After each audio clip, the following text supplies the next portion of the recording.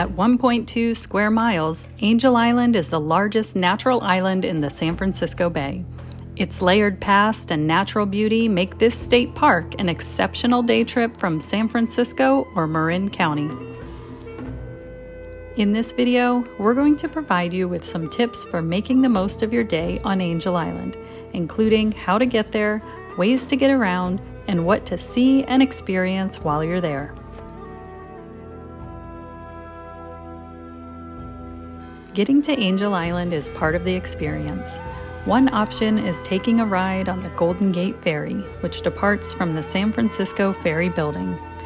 The journey to the island takes about 35 minutes. And this route offers a front row view of the city skyline and recognizable landmarks, including an up-close look at Alcatraz Island. The other option is to do as we did and take the ferry from the Tiburon ferry terminal about 20 miles north of the Golden Gate Bridge. You can sit inside or head upstairs to the top deck to enjoy unobstructed views of hilly Marin County as you make the brief 10-minute journey to Angel Island. Whichever ferry option you choose, it is recommended for you to make reservations in advance as the boats can sometimes reach capacity. And you'll definitely want to dress in layers as the San Francisco mornings can be cool and foggy, often leading to sunny skies in the afternoon, though sometimes the fog can linger all day. Our visit was in July during the peak of summer, and we were so grateful for the layers, hats, and sunscreen we brought with us. You'll disembark the ferry at Ayala Cove and be greeted by friendly state park staff eager to answer any questions you may have.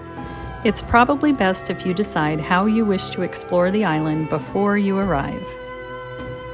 You can hop on a shuttle for a quick 10 to 12 minute ride directly from the dock to the immigration station. Advanced reservations are recommended, and please note that shuttle service is extremely limited in the winter months. Another option is the open-air tram, which offers a narrated 1-hour loop around the island. Passengers can get off at designated stops to explore and either catch a later tram, space permitting, or walk back. Reservations are recommended and can be made online, though tickets may be available at the Angel Island Cafe near the ferry dock.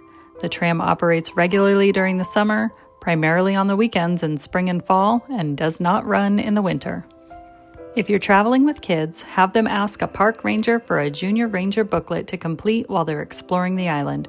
We also have a fun Angel Island scavenger hunt on our site, scavengerhuntkid.com, along with hunts from other nearby attractions like Muir Woods and Point Reyes and other destinations all over California and beyond. To explore the island at your own pace, bring a bike, rent a bike, or take a hike, which is what we did. Perimeter Road is a 6-mile loop that circles the entire island. If you're feeling extra adventurous, you can take a hike up to Mount Livermore, the island's highest point, which sits at an elevation of 800 feet. Unless you're camping on the island overnight, make sure that no matter the activity you choose, you'll be able to make it back to the ferry dock in time for the last departure. For a brief overview of the island's history, stop by the visitor center near the docks, where you'll learn about the Coast Miwok, who used the island seasonally for thousands of years. You'll also read about the roughly 500,000 immigrants who passed through Angel Island Immigration Station between 1910 and 1940. Right near the visitor center, we saw a few deer, including a young fawn, which was a nice introduction to the island's wildlife. There are coyotes on Angel Island, but they're usually not a concern, so long as you give them space and never attempt to feed them. Immigration Station is one of Angel Island's most significant and moving historic sites. For 3 decades in the early 20th century, thousands of immigrants passed through its doors as it served as the primary immigration processing and detention center on the West Coast. Inside the restored Detention Barracks, the carved poems left by Chinese detainees remain one of the most powerful features of the island. The poems express anger at injustice, sorrow over separation from family, and hope for a better future. Walking through the Detention Barracks Museum offers a glimpse into the daily lives of immigrants who were detained here. Please note there is an additional fee to enter this museum. Visitors can explore the original bunk rooms, view personal belongings and historic photographs, and learn about the experiences of the men, women, and children who waited here for permission to enter the United States. While some immigrants were processed within a few days, many spent weeks or even months waiting as officials reviewed their cases. The average detention lasted for 2 to 3 weeks, but some individuals remained here for nearly 2 years.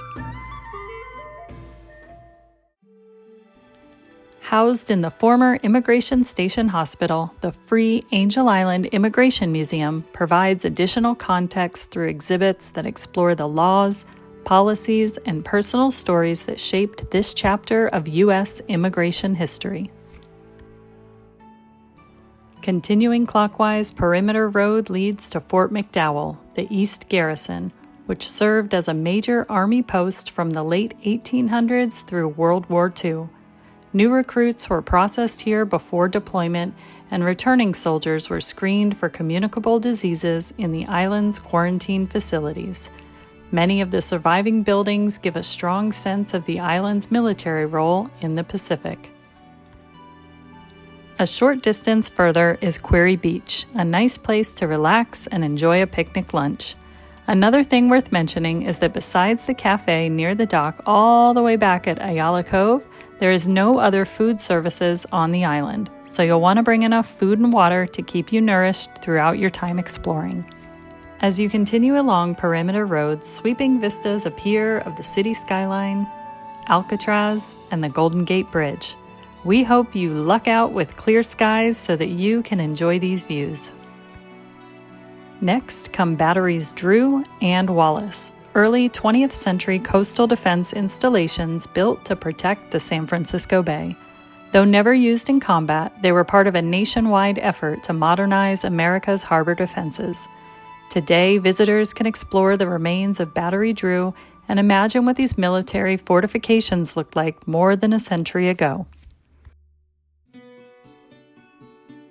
In 1931, a rock crusher was installed on the island to begin paving the roads. Before that, the Army kept them unpaved since mules were still used for transport and dirt roads were easier on their hooves. The final stop on our clockwise tour of the island was Camp Reynolds, also known as the West Garrison. Here you'll find some of the oldest surviving military buildings on Angel Island.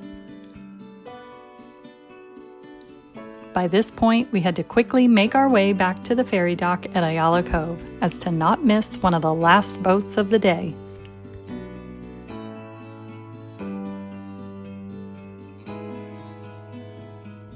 It was a lovely 10-minute ride back to Tiburon in Marin County.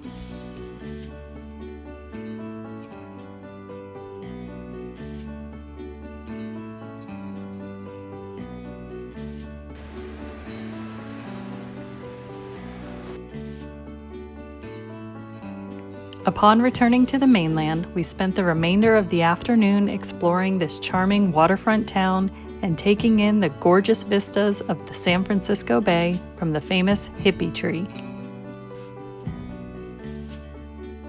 This massive eucalyptus tree, once a local secret, has become a popular destination thanks to its rope swings and jaw-dropping views. If you enjoy family-friendly adventure travel, be sure to subscribe to our channel for more videos like this. We've got a ton of great California content, along with other destinations all over the US and beyond. Until next time, happy travels!